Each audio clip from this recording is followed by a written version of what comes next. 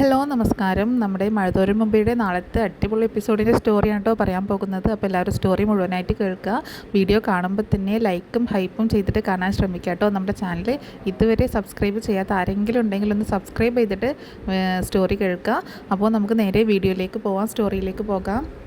അങ്ങനെ ബാലചന്ദ്രൻ വീട്ടിലേക്ക് തിരിച്ചെത്തിയേക്കാണ്. അപ്പോൾ ഇന്നത്തെ എപ്പിസോഡിൽ നമ്മളതെല്ലാവരും കണ്ടതാണ്. ബാലചന്ദ്രൻ തൻ്റെ റൂം ഒഴിവാക്കിയിട്ട് മുകളിൽ ഉള്ള റൂമിലാണ് കിടക്കാനായിട്ട് പോകുന്നത്. അതിനെ വൈജയന്തി ചോദ്യം ചെയ്യുന്നുണ്ടെങ്കിലും അതിനെ വളരെ കർക്കശമായ രീതിയിൽ തന്നെ വൈജയന്തിയുടെ വായടപ്പിച്ച് മറുപടി കൊടുക്കുന്നുണ്ട് ബാലചന്ദ്രൻ. ഇവിടെ ഏത് റൂമിൽ ആരൊക്കെ കിടക്കണമെന്ന് ഞാനാണ് തീരുമാനിക്കുന്നത്. ഇതെൻ്റെ വീടാണ്. നിൻ്റെ വീട്ടിൽ നിന്ന്, നിൻ്റെ കൈതക്കൽ മാളിക വീട്ടിൽ നിന്ന് കൊണ്ടുവന്നതല്ല. സ്ത്രീധനമായിട്ടോ പണമായിട്ടോ ഒന്നും ഞാൻ ഒരു രൂപ പോലും ഷെയർ ആയിട്ടോ ഒന്നും ഞാൻ അവിടുന്ന് സഹായമായിട്ട് പോലും ഒന്നും കൈപ്പറ്റിയിട്ടില്ല.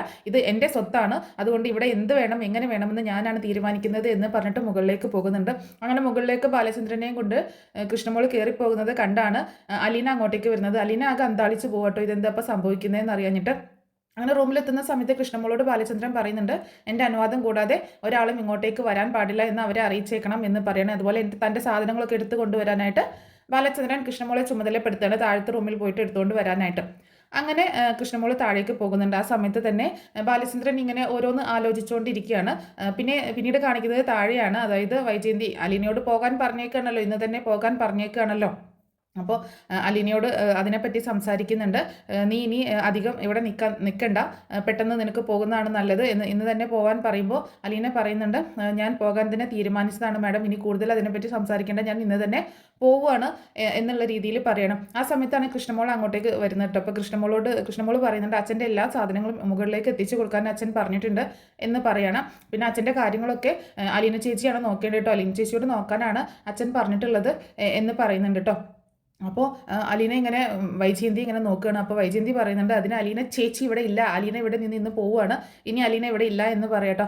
അതൊന്നും എനിക്കറിയത്തില്ല, ചേച്ചി പോവാണോ ഇന്ന്, അച്ഛനെ അങ്ങനെ എൻ്റെ അടുത്ത് പറഞ്ഞത് എന്ന് പറയുന്നുണ്ട്. ഓ, അച്ഛന് അലീന ചേച്ചി നോക്കിയാലേ തൃപ്തി വരുത്തുള്ളൂ ആയിരിക്കും അല്ലേ എന്നൊക്കെ പറഞ്ഞ് വൈജയന്തി വീണ്ടും അവിടെ നിന്ന് ഷൗട്ട് ചെയ്യാനും ഒക്കെ നിൽക്കുന്നുണ്ട് കേട്ടോ.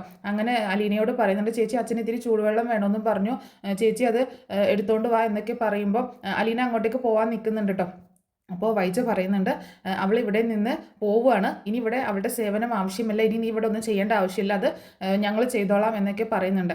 അങ്ങനെ അവരവിടെ ഇങ്ങനെ തമ്മിൽ ഇങ്ങനെ വാഗ്വാദം നടത്തിക്കൊണ്ടിരിക്കുകയാണ്, ഇങ്ങനെ സംസാരിക്കുന്നുണ്ട്, ഓരോ കാര്യങ്ങൾ ഇങ്ങനെ സംസാരിക്കുകയാണ്. അലീനയെ പറഞ്ഞയക്കാനാണ് വൈജയന്തി തീരുമാനിച്ചേക്കുന്നത്. പക്ഷേ ബാലചന്ദ്രൻ അങ്ങനെ ഒരു തീരുമാനം എടുത്തിട്ടില്ലല്ലോ. അങ്ങനെ അലീനയോട് പോകാനുള്ള കാര്യങ്ങളൊക്കെ ചെയ്യാൻ പറയുന്നുണ്ട് വൈജയന്തി. അപ്പോൾ അലീന അതിനെ കുറേ മറുപടി കൊടുത്തിട്ടാട്ടോ പോണത്. വൈജയന്തിയോട് കുറേ കാര്യങ്ങൾ മറുപടി പറഞ്ഞിട്ടാണ് പോകുന്നത്.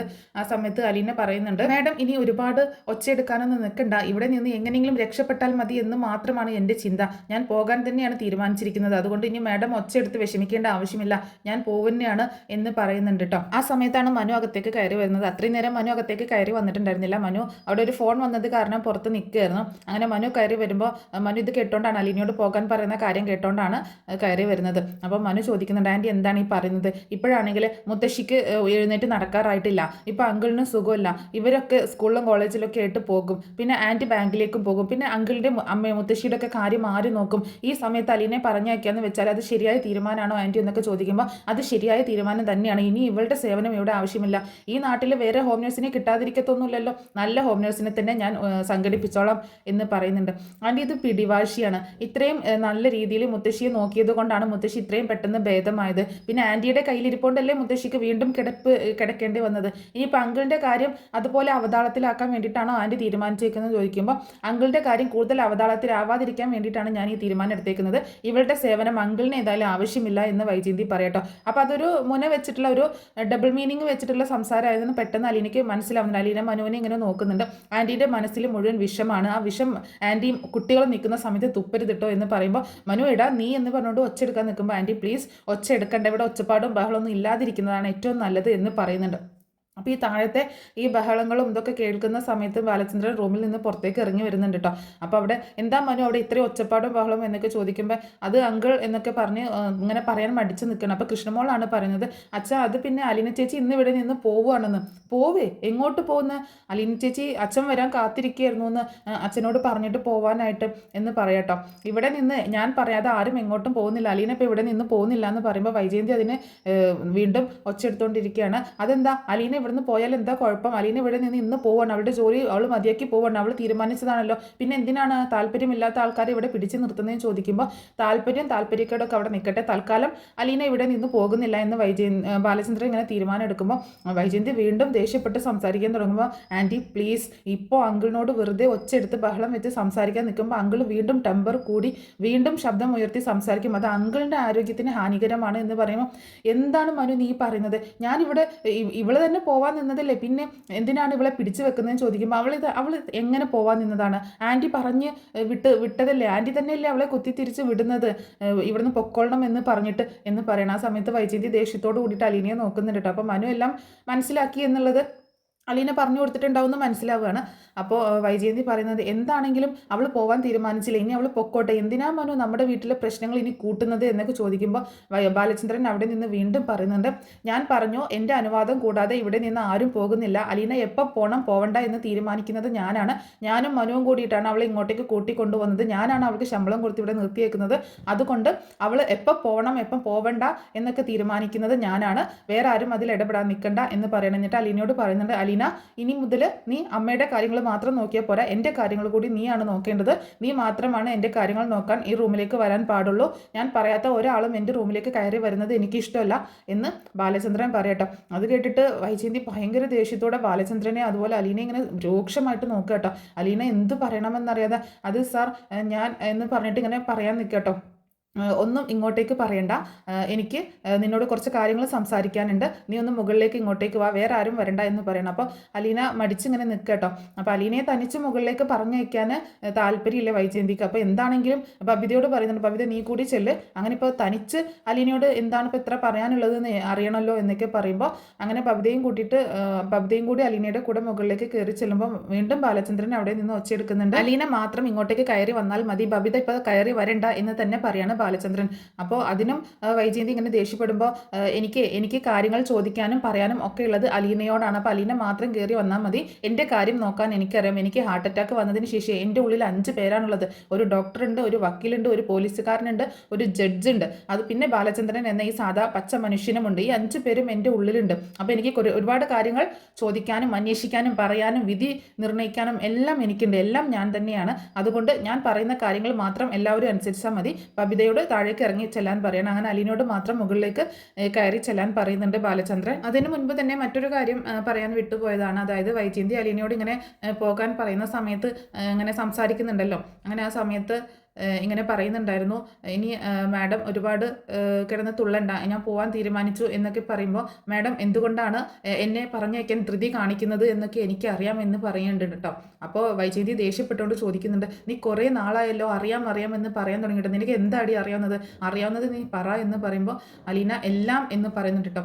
അപ്പോൾ അത് കേട്ടപ്പോൾ വൈജയന്തി ആകെ ഷോക്കായി പോകണം, എല്ലാം അറിയാവുന്നു, നീ അറിയാവുന്നത് പറയടി, നിനക്ക് എന്താണ് അറിയാവുന്നത് പറ എന്നൊക്കെ പറഞ്ഞ് ദേഷ്യപ്പെട്ട് സംസാരിക്കുമ്പോൾ എനിക്കറിയാവുന്നത് ഞാൻ പറയാൻ തുടങ്ങിക്കഴിഞ്ഞാൽ പിന്നെ മാഡം ഇവിടെ നിൽക്കത്തില്ല, അതുകൊണ്ട് എന്നെക്കൊണ്ട് അത് കൂടുതൽ പറയിപ്പിക്കാതിരിക്കുന്നതാണ് നല്ലത് എന്ന് അലീന നല്ല ഉറച്ച ശബ്ദത്തിൽ തന്നെ വൈജയന്തിയോട് പറയുന്നുണ്ട്. അങ്ങനെ പിന്നീട് ബാലചന്ദ്രൻ്റെ റൂമിലേക്ക് കയറി ചെല്ലുകയാണ് അലീന. അങ്ങനെ അങ്ങോട്ടേക്ക് കയറി ചെല്ലുന്ന സമയത്ത് വളരെ മടിച്ചാണ് അലീന അങ്ങോട്ടേക്ക് കയറി ചെല്ലുന്നത് കേട്ടോ. അങ്ങനെ കയറി ചെല്ലുന്ന സമയത്ത് അലീനയോട് പറയുന്നുണ്ട്, ആ ഡോർ അടക്കി എന്ന് പറയണം.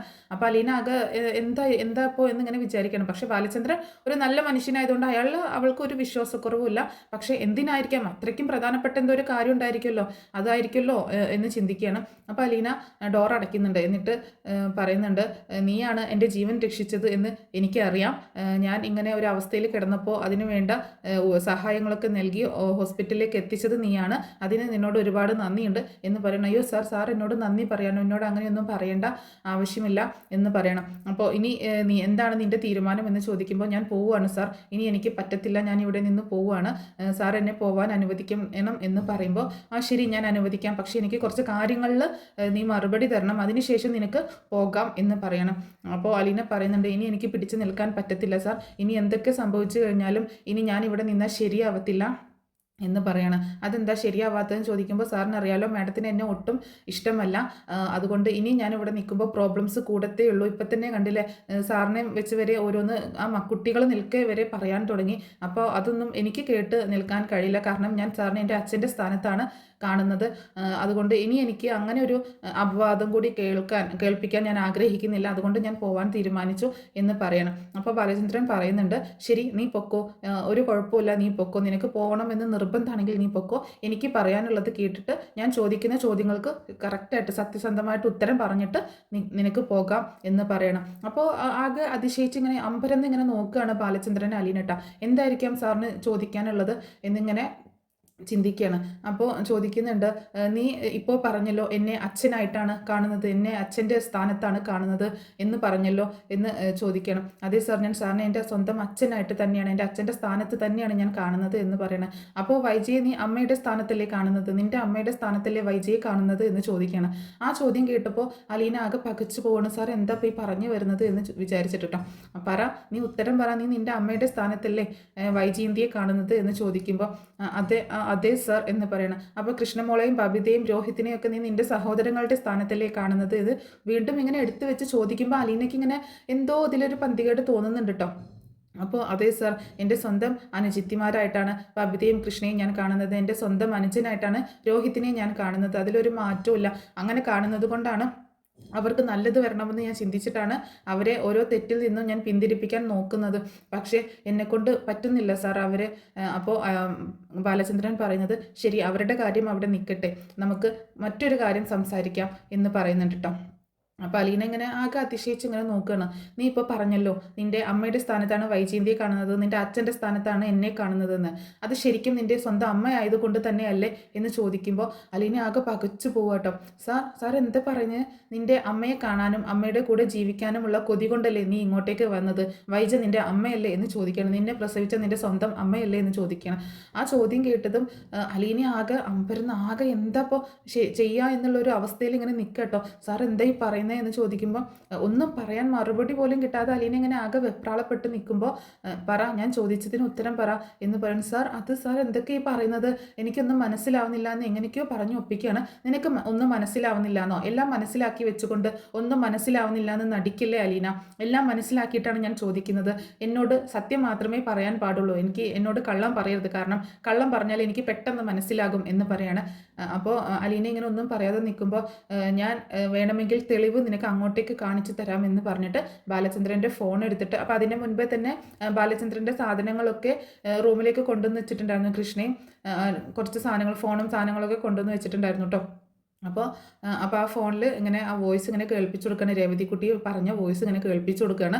അപ്പോൾ അത് കേട്ടതും അലീന ഞെട്ടിത്തരിച്ച് ഇങ്ങനെ നിൽക്കുക കേട്ടോ. അപ്പോൾ ബാലചന്ദ്രൻ സാർ എല്ലാ കാര്യങ്ങളും മനസ്സിലാക്കി, എല്ലാം അറിഞ്ഞു, അതുകൊണ്ടാണ് ഈ പ്രശ്നങ്ങളൊക്കെ ഉണ്ടായത് എന്ന് തിരിച്ചറിയട്ടോ. ആ സമയത്ത് ബാലചന്ദ്രൻ പറയുന്നുണ്ട്, നിങ്ങളൊക്കെ വിചാരിച്ചേക്കുന്നത് 2 ദിവസം ഞാൻ എവിടെ പോയിരിക്കുകയായിരുന്നു, എനിക്ക് എന്തുകൊണ്ടാണ് ഹാർട്ട് അറ്റാക്ക് വന്നത് എന്നുള്ളതിനൊന്നും ഒരു ഉത്തരം ആർക്കും അറിയില്ല. പക്ഷേ ഇന്ന് നിനക്ക് മാത്രം അത് അറിയാൻ പോവുകയാണ്. ഈ 2 ദിവസം ഞാൻ എവിടെയായിരുന്നു എന്നല്ലേ, ഈ 2 ദിവസം ഞാൻ നീലഗിരിയിലായിരുന്നു. ഈ വോയിസ് ക്ലിപ്പിൻ്റെ സത്യാവസ്ഥ അറിയാനായിട്ട് ഞാൻ പോയതായിരുന്നു അവിടെയുള്ള വൈജയന്തിയുടെ മൂത്ത ജ്യേഷ്ഠനായ ഗംഗാധരൻ്റെയും മാലതിയുടെ അടുത്ത് നിന്ന്. അപ്പോൾ അലീന ഇങ്ങനെ ആകെ പകച്ച് നിൽക്കണം. അപ്പോൾ അവരിവിടെ വന്നത്, ഇതൊക്കെ അറിയാവുന്ന ആൾക്കാരാണ് അവരിവിടെ വന്നത്. അപ്പോൾ എന്നിട്ട് ബാലചന്ദ്രൻ പറയുന്നുണ്ട്, അവരുടെ അടുത്ത് പോയിട്ട് അവിടെ നിന്ന് കൂടുതൽ ഡീറ്റെയിൽസ് അറിഞ്ഞിട്ടാണ് ഞാൻ വരുന്നത്, പക്ഷേ ഞാൻ ഒരിക്കലും അവരോട് പറഞ്ഞിട്ടില്ല, ആ പെൺകുട്ടി നീയാണെന്ന് ഞാൻ അവരെ ഒരിക്കലും അറിയിച്ചിട്ടില്ല, ഞാനത് ആരെയും അറിയിക്കാൻ ഉദ്ദേശിക്കുന്നില്ല, കാരണം അവർക്ക് കൊടുക്കുന്ന ഒരു ശിക്ഷയാണ്.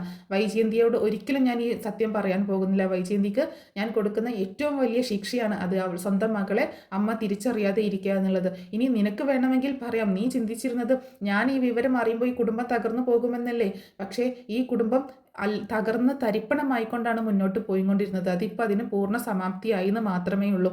അതുകൊണ്ട് നിനക്ക് വേണമെങ്കിൽ പറയാം, നിനക്ക് നിൻ്റെ അമ്മയെ കിട്ടും, നിൻ്റെ സഹോദരങ്ങളെ കിട്ടും, പക്ഷേ അവിടെ ഒരാളെ നഷ്ടപ്പെടും, എൻ്റെ മക്കൾക്ക് അവരുടെ അച്ഛനെ നഷ്ടപ്പെടും എന്ന് പറയണം. അപ്പോൾ ഈ സത്യം ഒരിക്കലും വൈജയന്തി അറിയരുത് എന്നുള്ളൊരു വാണിംഗ് കൊടുക്കുകയാണ് അലീനയ്ക്ക്. അലീന ഇതെല്ലാം കൂടി കേട്ടിട്ട് പൊട്ടിക്കറിയാട്ടോ, രേവതിക്കുട്ടിയുടെ വോയിസും കൂടെ എല്ലാം കേൾപ്പിച്ചിട്ട് പൊട്ടിക്കറിയാണ്.